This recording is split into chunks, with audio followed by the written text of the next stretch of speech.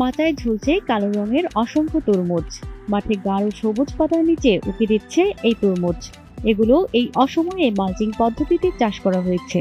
চাঁপাইনবাবগঞ্জের নাচলে অসময়ে এই তরমুজ চাষে সাফল্য অর্জন করেছেন উপজেলার চন্দনা গ্রামের কৃষক শরীফুল ইসলাম। ভোরের আলো ফোটার আগেই ব্যস্ত হয়ে পড়েন কৃষক শরীফুল।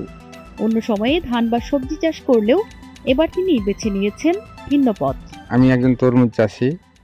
আমার তরমুজ চাষে উদ্বুদ্ধ হওয়ার মোবাইলে ইউটিউব দেখার পরে আমি উদ্বুদ্ধ হওয়ার পরে তরমুজ চাষ শুরু করি। আমি কৃষি অফিস, নাচল কৃষি অফিস যাই। যাওয়ার পরে আমাকে তারাও আশ্বাস দেয়, আমিও শুরু করি।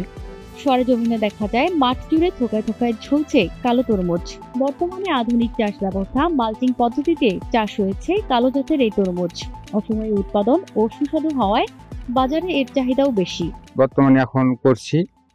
এবার বছরে 3 বিঘা আছে আমার, তার মধ্যে 1 বিঘা হারভেস্ট হয়েছে, বাকি 2 বিঘা হারভেস্ট করতে আছে, কিন্তু সময় আছে। উপজেলা কৃষি অফিসের সহযোগিতা ও আধুনিক মালচিং প্রযুক্তির মাধ্যমে 2.5 বিঘা জমিতে শরীফুল গড়ে তুলেছেন সবুজের সমারোহ।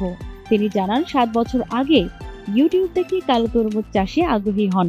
কৃষি অফিসারদের পরামর্শে সাহস নিয়ে এগিয়ে যান। নাচল কৃষি অফিস আমাকে অনেক সুযোগ সুবিধা দিয়েছে, সার, বীজ, কীটনাশক এবং আপনার জৈব যে আছে ইউলো ফাদ, আপনার ফেরমন ফাদ, এসবগুলো দিয়েছে। চন্দনা গ্রামের আরো কয়েকজন কৃষক জানান শরীফুল ইসলামের সাফল্য দেখে তারাও উৎসাহিত হচ্ছেন তরমুজ চাষে। তরমুজ চাষে আমার চাষ তো ভাই লাগে। শরীফুল ইসলাম চাষ করে অনেক আয় উন্নতি করতেছে নাকি। তো সামনে আমিও চেষ্টা করছি যে সামনে বছর আরো কিছু আমি চাষ করব। শরীফুল ইসলাম ভাই ইউটিউবে প্রথমে দেখে আমাদের সাথে যোগাযোগ করে যে তরমুজ কিভাবে চাষাবাদ করা যায়, এবং আমাদের পরামর্শে তিনি তরমুজ চাষাবাদ করে যাচ্ছেন। আধুনিক প্রযুক্তি সম্প্রসারণের মাধ্যমে রাজশাহী কৃষি বিভাগের কৃষি উন্নয়ন প্রকল্পের আওতায় আমরা তাকে মাচায় কালো তরমুজ, যেটা হচ্ছে মার্সেলো জাত, এটা তিনি চাষাবাদ করেন, এবং আমরা তাকে সার, জৈব সার, রাসায়নিক সার, কীটনাশক, ছত্রাকনাশক এবং মালচিং এগুলো সহযোগিতা করে থাকে কৃষি অফিস থেকে। নাচল উপজেলা কৃষি কর্মকর্তা জানান অসময়ে তরমুজ চাষ একটি বৈপ্লবিক পদক্ষেপ।